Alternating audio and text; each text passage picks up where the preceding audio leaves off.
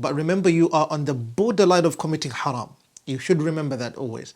And if you understand that clearly, that you are on the borderline of committing haram, this is where it determines how the ulama are like and how the awam would be. وَأَقِمِ الصَّلَاةِ بسم الله الرحمن الرحيم الحمد لله رب العالمين وصلى الله وسلم وبارك على خاتم الأنبياء والمرسلين وعلى آله وصحبه والتابعين ومن تبعهم بإحسان إلى يوم الدين أما بعد رب اشرح لي صدري ويسر لي أمري واحلل عقدة من لساني يفقه قولي آمين رب العالمين. Assalamu alaikum wa rahmatullahi wa barakatuh. Once again, inshallah ta'ala, we did the first part of the makruhāt, and today inshallah ta'ala we're going to finish off the second part of the makruhāt of Salāh. And as you know, we said that the makruh, the reason why we study it, is something that the Sharia ma talaba bihi. The Sharia does not ask for it, and it doesn't want us to do it. Lakin, you do not receive any sins out of that. You don't become sinful. But remember, you are on the borderline of committing haram. You should remember that always. And if you understand that clearly, that you are on the borderline of committing haram, this is where it determines how the ulama are like and how the awam would be. Because remember, when the scholars, the mashayikh, the ulama, they stay away from the makruhāt, then there is a high chance that you expect the awam to also stay away from that which is haram. Lakin, if a person does not really, let's say in the house, a father, a leader basically, or a mother, as parents, they are in the house, they are the ones that are literally committing those mahdhurat, which are literally to be the makruhāt. What do you expect the others of the flock to do? They would literally commit that which is haram because they look up to the ones who are with them. So we have to be the ones who set the example as parents, as ulama, as mashayikh, as du'at. We have to be the ones that stay away from the makruhāt, the disliked acts, in order for us to do what? To be able to lead the ummah, inshaAllah ta'ala. Remember, you yourself, you are a leader. وَكُلُّكُمْ رَاعٍ وَكُلُّكُمْ مَسْئُولٌ عَنْ رَعِيَّتِكُمْ كما قال صلى الله عليه وسلم. كُلُّكُمْ رَاعٍ. Each one of you are shepherds. وَكُلُّكُمْ مَسْئُولٌ عَنْ رَعِيَّتِكُمْ. And each one of you are responsible of your own flock. You're a mother, you have your children. You're a mother, a wife, you have your husband.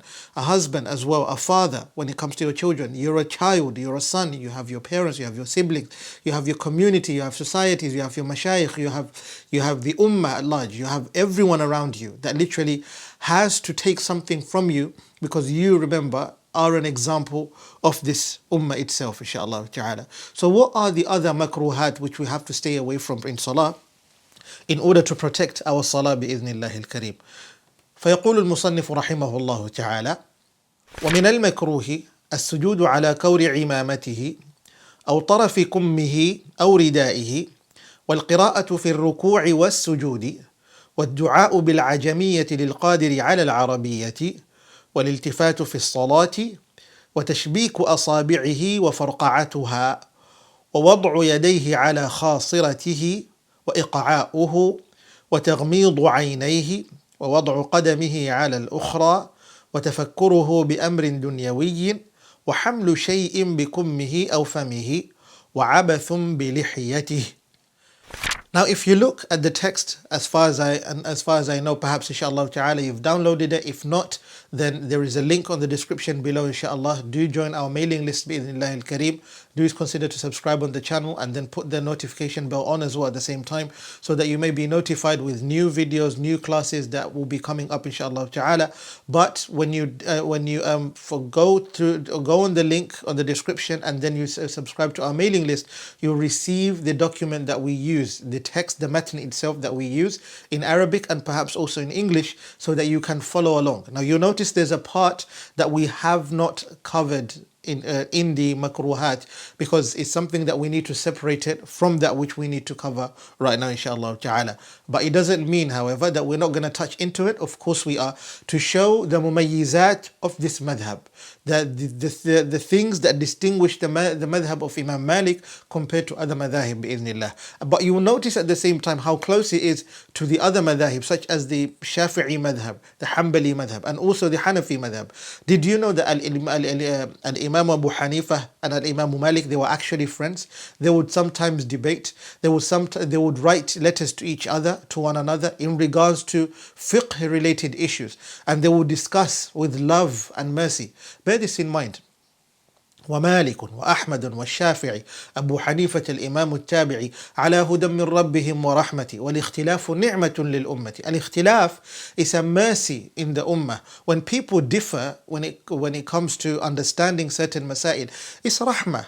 Not everyone will be able to abide with that which is provided from the ulama that we have. In fact, these other opinions, as long as they are sahih and they are accepted, they are there to assist the ummah so that people can live with ease. We have a system that Allah subhanahu wa ta'ala has blessed us with, no other ummah has. So we don't take these for granted, and today you cause tashni', tafriq بين الأمة and also تنازع والتخاصم الخصومة, just because you believe this is right and the other one is wrong and this madhab is the one to be followed. You don't do that. Ya ikhwah. We have more problems which are far greater than that, inshallah ta'ala. May Allah subhanahu wa ta'ala guide us all. So فصاحب الكتاب ماذا يقول؟ ومن المكروه, and among the makruh acts that we have, السجود على كور عمامته.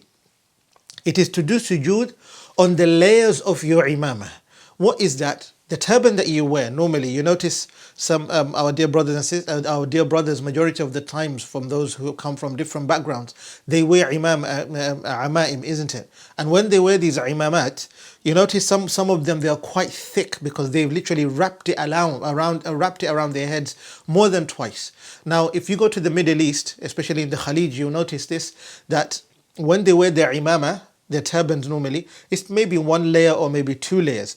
Now, is that okay? According to Sahibu al-Jawahir al-Zakiyah or Hashiyat al-Safti, he literally, these books, when you break them down, they're like encyclopedias literally, of this matter itself. It is impossible in one single class, which is only about 30 minutes, to explain all of the masail بالدقة, بالعمق. لا يمكن مستحيل أن تتعمق في مسألة بمدة 30 دقيقة. In a dars which is only half an hour, you cannot really look into the masail بعمق, in depth, because there are so many masail.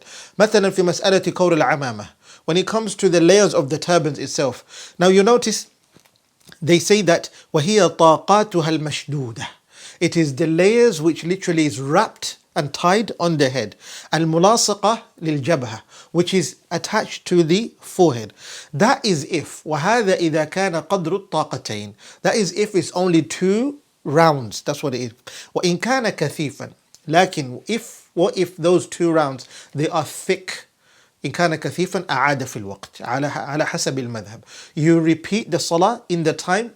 And that is, when you see أعاد في الوقت, that means when you have the opportunity, it's best if you repeat that salah. Like when you hear أعاد أبدا, that means you do not have a choice, you must repeat.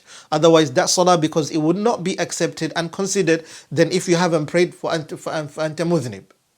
Okay, أنت آثم. فتكون من, you become a sinner for that. You have to repeat your salah, inshallah ta'ala. And this, you notice that it's among the aqwal of al-Imam al-Mazari, rahimahullah ta'ala. Al-Imam al-Mazari, his name was known to be Abu Abdullah Muhammad ibn Ali. Abu Abdullah Muhammad ibn Ali. Al-Imam al-Mazari wasn't just a faqih, whom from him Al-Qadi Iyad received an ijazah for the knowledge that he gave him. Bear that in mind. Let alone that Al-Qadi Iyad al-Yahsubi, the Qadi that we read from Tartib al-Madarik. But on top of that, this Imam, it is said that كان له اليد العليا في الطب. He had an upper hand when it comes to medicine, which means that he was very good in medicine. This says something.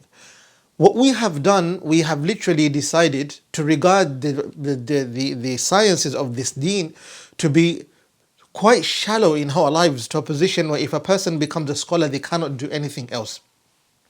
Like in the example of Al-Imam al-Mazari, look at Al-Imam ibn Rushd al-Hafid. Al-Imam ibn Rushd, صاحب بداية المجتهد ونهاية المقتصد. He was a surgeon, if I'm not wrong, or maybe he was very good في الطب كذلك, in medicine. But if a person is extremely good in pharmaceuticals and medicine, Imagine how good and how good they are also in fiqh. Imagine how much these persons have had as injaz. They have been able to receive and to achieve in their lives. There's nothing that is impossible. That's what I'm trying to say. You can be a alim and at the same time you can be good at your craft, another expertise. There's no limitation to say, I want to be a alim, then you lock yourself into scholarism, and then you forget your part that you have to fulfill when it comes to knowledge as well. You should not do that. هذا haram. Haram alayk if you're gonna do that on purpose. You have to become an example to the ummah. The youth today are growing up to neglect one side of their faith because they think that they wouldn't attain anything of this life. وَلَا تَنْسَ نَصِيبَكَ مِنَ الدُّنْيَا. Although you don't make your hadaf to achieve only the worldly goods alone, but at the same time, you try to build something of your own on this world in order to live a good life. Allah subhanahu wa ta'ala wants that from us. So Imam al-Bazari, he lived enough, but he died on the year 536. The year 536, and this alim as well, he had a sharh, he had an explanation of Sahih Muslim, he had a sharh of Muslim, bear that in mind, let alone him having a qawl in the madhab. Remember, for you to have your opinion provided and noted in the madhab, that nuqila fil madhab, then remember you're something else. On top of that, he has a sharh of Sahih Muslim, and on top of that, he was good at medicine as well. Which means that he arranged his life with discipline, and everything is possible as long as you have a jid. بقدر الكد تكتسب المعالي ومن طلب العلا سهر الليالي كما قال الإمام الشافعي رحمه الله تعالى. So what is the second one that we have? I don't want to go into too much detail in everything inshallah. أو طرف كمه أو ردائه. السجود على طرف الكم أو الرداء. What does that mean? When you do sujood on طرف الكم, you literally do sujood on the edge of your what? Of your sleeves. So for example, when you go down on sujood, you lay your jabha, and then you have those huge sleeves like our dear brothers from Sudan, mashallah, or maybe from Misr. They have their very big sleeves. They are very huge. And these were used in the olden days specifically. They would place things in their sleeves. But nowadays, not many people do that. We have haqa'ib, we have also other means to place our things inside. Alhamdulillah. Lakin, when they used to use these, it used to assist them. But lakin, what if a person is in a country where it's extremely cold or it's extremely hot, and they are praying on the surface of the ground, literally flat layer, and maybe you're praying on a flat surface of the ground, such as tarmac on the road, or maybe you're praying on tiles and that, and then let's say you're in Mecca and it's extremely hot in August, and then you were wearing at that time you are literally wearing a qamis that literally has a long and a huge sleeve, a very wide sleeve. When you place your jabha, you know that you're gonna either burn, or maybe when you place your jabha on the cold surface, you're going to feel extremely cold, and it might even be detrimental to your skin or your head. What do? It is okay to place that on the ground so that you can protect your forehead. As long as it's not heavy enough, it's not thick enough to literally remove your forehead completely from the ground. The reason being that the ulama do not want, according to the fiqh, and also the sharia does not want us to place our foreheads on the ground while we have something covering us at the same time, is so that when we place our jabha, our jibah to Allah subhanahu wa ta'ala on the ground, it can be connected to the ground. And that is humility to Allah subhanahu wa ta'ala. But when you don't do that, then that connection is missed. And because that connection is missing, there wouldn't be a complete sujood. ليس كذلك. والسجود من الجبهة. A sujood comes from the jabha, not من الأنف or from the chin or anything. It comes from here. لذلك في المذهب نقول في المذهب, what does it provide? Imam Malik provides that as long as the jabha is on the ground, if the anf is not on the ground, then you're fine. But if the anf will be on the ground and not the jabha, then there's an issue. So the taqatan of the imamah explains something, which means that if you're wearing that and you have to go on the ground while it's quite thick, then your sujood would not be accepted, which means that your salah will become batila, all of it. What if, for example, you're praying on a chair and you're wearing a amamah? While you're doing sujood, you have to lift your amamah so that your forehead can be empty, because it's as if you are أنت في مثابة السجود على مكان السجود وإن كان معنويا وليس حسيا. Even if you're doing it not physically as you're doing it, but you are literally doing it as an ishara. you're indicating towards a sujood. أليس كذلك؟ فلذلك تجد علماء هذا المذهب, what do? When they go to sujood and they are not in a state of actual sujood while they're on the chair, what do? They lift their imama up a little bit, and then they can do their sujood like that. That teaches us something, that you have to abide in accordance to how the Sharia provides, inshallah ta'ala. That's one. Another thing that we have, inshallah ta'ala, now that is for the we said the sleeve. Rida is literally your upper garment that you wear. So for example, if you have a rida, for example, mathalan, and then you literally wrap yourself on top, maybe it's extremely cold, but you can't place your forehead on the ground, you can use a part of it so that you can do sujood on it, and it should be fine. Lakin purposely doing it, that might be detrimental to your salah. The next thing that we have, inshallah ta'ala, from among the makruhat is وَالْقِرَاءَةُ فِي الرُّكُوعِ وَالسُّجُودِ, and to do qira'ah in sujood and ruku'. It is totally makruh. You should not do that. While you're in ruku' or sujood, الركوع والسجود وفي الركوع والسجود سبحي. What do? You do tasbih. But you don't do Quran while you're in ruku' and you do Quran while you're in sujood. لا. أماكن القرآن أين؟ You do Quran إن كنت قياما إن كنت قائما أليس كذلك؟ Or maybe you are in the beginning of salah ولو كنت جالسا ماذا تفعل؟ تقرأ القرآن في هذا الوقت، لكن لا تقرأ القرآن في الركوع ولا في السجود. You abandon that, inshallah ta'ala. That is makruh. And there's also explanation on this, which I don't really want to go into at the moment, inshallah ta'ala. Otherwise, it's going to be a bit too long. And Rasulullah sallallahu alaihi wasallam, what does he say in a hadith? Nuhitu an aqra'a raki'an aw sajidan. I am forbidden to recite Quran, basically, while I'm in the state of ruku' or in the state of sujood. وهذا الحديث رواه مسلم في صحيحه وأبو داود والنسائي. Bear that in mind. So what do you notice? To read Quran in ruku' or maybe to read it in sujood, it is makruh. It's committing a disliked act. And if you do it on purpose, it might even lead to haram. You have to be very careful with that, inshallah ta'ala. Now, what's the next thing which many people could ask as a very common question? وَالدُّعَاءُ بِالْعَجَمِيَّةِ لِلْقَادِرِ عَلَى الْعَرَبِيَّةِ. And to read or recite dua in a non-Arabic language, while you're in salah specifically, while you are capable of reciting the dua in Arabic. If you are capable of reciting the dua in Arabic and you do not recite it, then it will become makruh. Lakin if you are incapable, لغير القادر مثلا, now he didn't mention that, he did mention qadir, أيوة, he didn't mention qadir over here. بمعنى مفهوم المخالفة, the opposite of that, إن كان الشخص ليس قادرا على ذلك فهذا لا بأس به. If that person cannot ask and do supplication in salah in a language which in Arabic, in a language they cannot do dua in Arabic, but they can only do dua in another language in their mother tongue, then that should be fine, inshallah ta'ala, and it shouldn't be a problem, inshallah. It seems like a tongue twister, isn't it? Inshallah ta'ala. Barakallahu fikum. So what do we have next? وَالْإِلْتِفَاتُ فِي الصَّلَاةِ. This is a bit interesting, actually. وَالْإِلْتِفَاتُ فِي الصَّلَاةِ وَيُكْرَهُ الْإِلْتِفَاتُ فِي الصَّلَاةِ. And that is to literally turn while you're already in salah. Now, when does it become haram and your salah becomes batilah as you turn? Now remember, as we said, makruh is the borderline of haram. It's easy for you to even to trip towards the haram. Bear that in mind. When do you start considering that iltifat, the turning, makes your salah to become haram? What are the other masail that are included in this? Mathalan, that is to do what? Moving your eyes around. When you're not focusing on your salah. When you're moving your eyes around, also that is regarded as iltifat because you're not focused in your salah. That is another mas'ala which the ulama spoke about. But it's not mentioned over here, it's just touched on them. Now, al-iltifatu fi salah is turning to an extent where you're literally out of the qibla.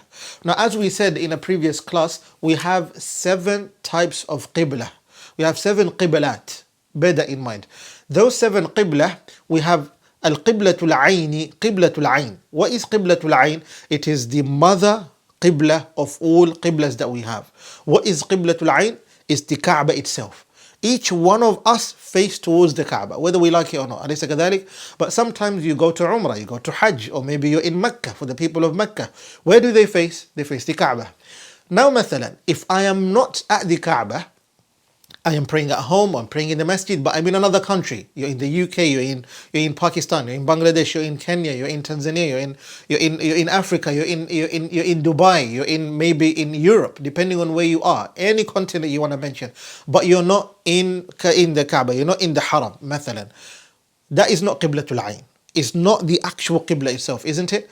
Now, as long as your feet are facing the Qibla and you do a slight turn, like not 360, actually 180, you don't do a complete 180, or you go all the way 90 degrees, that would be too much. Then what happens? As long as it's not that much, then your salah is fine. Lakin it's makruh. But what if your feet turn as well? If your feet turn, then khalas, you have ruined your salah. You have to start again. Lakin, what if, for example, it's for a darura? Let's say a mother, they have a young child, and this little child maybe is just crawling or maybe walking, and in front of you maybe there's a library or maybe there's something that might be quite harmful to them, and you have to tend to them at the time. Maybe you have to do, now you're committing a few things here. What are you committing? Unnecessary movement. At the same time, you might even be moving. Your eyes are moving around. Your body is moving. Perhaps you're getting out of the qibla. If it's for a darura, للضرورة لحاجة, then فلا بأس بذلك. There will be no problem, inshallah. Because remember, the Sharia is quite merciful at the same time. It tries to look at the problems of people. It doesn't just say, this is makruh, that is haram, and that's it. There are positions where the Sharia provides you as a leeway so that you can feel at ease as well. So for parents, for example, or maybe someone, or maybe let's say you put your shoes right in front of you in a masjid, and then someone wants to grab your shoes, whereas you can literally bend a little bit and take away your shoes before they even run away with them. That is fine, because that is a darura. That person is literally stealing your belongings. Then you can do that, and you can still be in a state of salah. And there are other masail related to that which we don't want to get into, inshallah ta'ala. What about moving the eyes around? Rasulullah sallallahu alayhi wasallam, he spoke about this, and he said that al-iltifatu fi salah, and moving around, basically, especially your eyes, اختلاس يختلسه الشيطان من صلاة العبد. It is theft being committed by shaitan from the servant of Allah who is in salah. What does he do? He takes away something from that servant. When shaitan does that, what do you think he literally strips you away from? Your thawab, your rewards in salah, and mainly your concentration. Once that happens, you cannot really focus in salah completely. And you start literally making your salah to become invalid if it goes any further than that. So you have to be really careful with that as well. The next thing is وَتَشْبِيكُ أَصَابِعِهِ وَفَرْقَعَاتُهَا. And that is to do what? It is تَشْبِيكُ الْأَصَابِع, is to literally tie around your fingers, to knot around your fingers. فَرْقَعَةُ الْأَصَابِع is to play around with your nails, literally to click your nails like that, maybe to break your nails like that as well as you do that. That is makruh. And if you do that, فرقعة تخصر تغميض عين تابع. فرقعة تشبيك أو فرقعة إقعاؤه وأن بدنيا يفكر. That is in أسهل المسالك. تشبيك أو فرقعة, and he says something else, I forgot the line, لكن in Ibn Ashir he mentions it, in أسهل المسالك he mentions it, and also صاحب الكتاب هذا في العشماوية رحمهم الله تعالى, all of them, they provide that تشبيك الأصابع وفرقعاتها, it is makruh. تشبيك الأصابع وفرقعاتها, it is makruh. We have to avoid that. والمعتمد أن الكراهة في كل منهما خاصة بالصلاة ولو في غير المسجد ولا يكره ما ذكر في المسجد في غير الصلاة. Now there is also certain also explanation on this, because there is a place where he says also, the ulama provide that in al-Utbiyyah, وقال مالك في العتبية, that التشبيك أو الفرقعة, any of those, he dislikes them both in salah or out of salah. He doesn't like them at all, whether in the masjid or out of the masjid. لكن يقول العلماء أن هذا القول ضعيف. That قول is ضعيف, is not strong enough, it doesn't have that much weight. But لكن المعتمد that we take, which is the relied upon of the madhab, the mashhur of the madhab, what do we say is that أن الكراهة, it happens when you are in salah. even if it's not in the masjid. Because some of the ulama, they say it's only when you're in the masjid. Like it's not that. That's not the case. The case is it applies whether you're in the masjid or out of the masjid. You should avoid playing around with your fingers. And you know, in the Shafi'i madhab as well, if you are to play around with your fingers, you just make 3 movements actually. Your salah is batila. Movement in salah according to the madhab, in our madhab, you notice that it says it's according to the urf. What is the custom of accustomed to people? If they see that you're committing a lot of movement to a position where now they feel, okay, is he really in salah or not? Then your salah is invalid. Straight away, bear that in mind. What's the next thing that we have? وَوَضْعُ يَدَيْهِ عَلَى خَاصِرَتِهِ is to literally place your hands on your hips. You don't do that because that is tashabbuh bi adyan ukhra wa bil yahudi wa nasara, and in our deen there is no such thing as that. It is makruh. When we are in salah, you would either follow other madhahib which accept what? قبض اليدين. لكن في مذهب مالك الأصح when it comes to qabd أو السادل. First of all, before we even answer this, I want you to bear in mind that the issue of not folding your hands or maybe folding your hands is not from the rukn, the pillar of salah. It's not from among the pillars of salah. It's not something that ruins your salah. These are from the mandubat, which is lower than a sunnah. Bear that in mind. And if that is the case, it's not something that you and I need to literally quarrel as Muslims today about it. لكن الأصح السدل. That which is correct is as-sadl. Was-sadl huwa al-asl. As-sadl is that which is correct. And it is the asl, it is the original form of prayer. If you follow the ahadith of qabd, you end up realizing there's an entire text in regards to as-sadl wal-qabd. It's about 65 pages written by Sheikh Abdul Hamid al-Mubarak hafidhahullah ta'ala, may Allah preserve him for us. He wrote about this. A grand Maliki scholar. He wrote about this and he explained it very, very beautifully.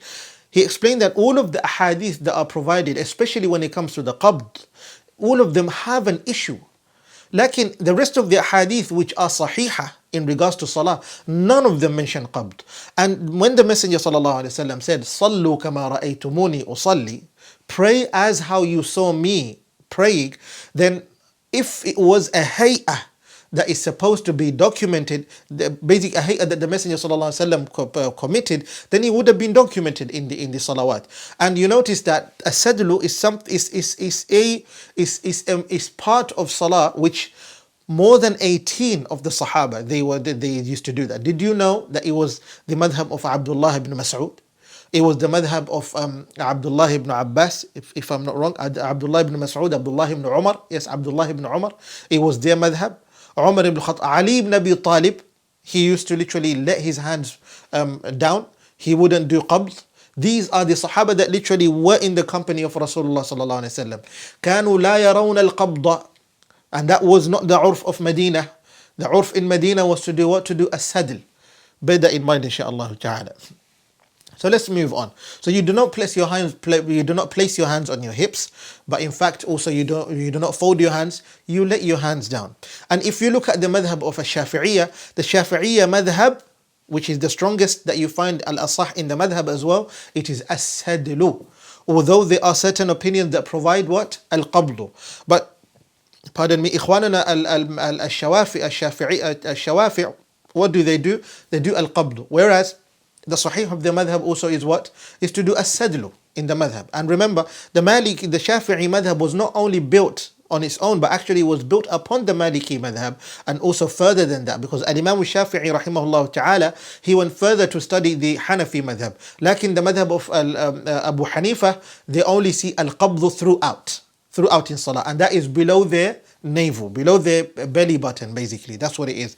Lakin the Hanbali madhab, what about that? The al-asahhu fil madhab al-qabdu in the Hanbali madhab. Lakin there is an opinion in the madhab as well that it provides as-sadlu, it is sahih. As-sadlu, it is sahih. Lakin when can a Maliki literally hold their hands together, commit al-qabdu in salah, is when they are tired of standing, which that mainly happens in an-nafl, or which is, for example, like tarawih, or maybe you're doing qiyamul layl. And هذه المسألة مسألة واسعة جدا. This مسألة is very long and very wide. If we try to explain so much dalail that we have in regards to this, we're not going to finish today. Let's try to finish this inshaAllah ta'ala. The author rahimahullah ta'ala al-Musannif, he mentions also وإقعاؤه. What is إقعاء? إقعاء is actually a hay'ah of julus. It is a methodology of sitting in salah. It's a position that you sit in salah. Now while you are in tashahhud, or maybe you are al-jalsatu bayna sajdatayn مثلا, in that position, how do you sit? You do not sit any other sitting besides jalsatu tawarruki. And as you can see, the image jalsatu tawarruk, how it looks like. Jalsatu tawarruk is the correct sitting. This is how you see, according to the madhab, this is how you sit. Lakin there are other hay'at, which are maybe about 4 of them. All of them are regarded as, 4 of them are regarded as makruh. But there is one of them, not among the 4, if you add that on, it becomes 5. It is regarded as mamnu'. Which one is mamnu'? The other ones, for example, when you literally place your toes down and then your heels, you place your buttocks on your heels like that, for example, that is makruh as well. But the one which is mamnu', you are not supposed to do it, is haram. Lakin la yubtil salatak. It does not invalidate your salah, but it is haram. You become sinful for that. Is the jalsa, which is the jalsatul kalb, is known to be the hay'ah, the shape or maybe the position of sitting like that of the dog. Bear that in mind. If you want to see how a dog sits like, you can Google that and see. Sitting like that, where your leg is literally lying and your foot, maybe especially the bottom of your foot is facing upwards and the other one is facing upwards, and you literally passed it through your right leg like that. You don't sit like that. That is mamnu' in salah. Like in the other ones are makruh. And the correct one is jalsatul tawarruk, as you know, inshaAllah ta'ala. Another one is taghmidul aynayn, and that is to do what? Is to shut your eyes. Even if you feel that it allows you to concentrate in salah, don't close your eyes, because in our religion there is no such thing as closing your eyes.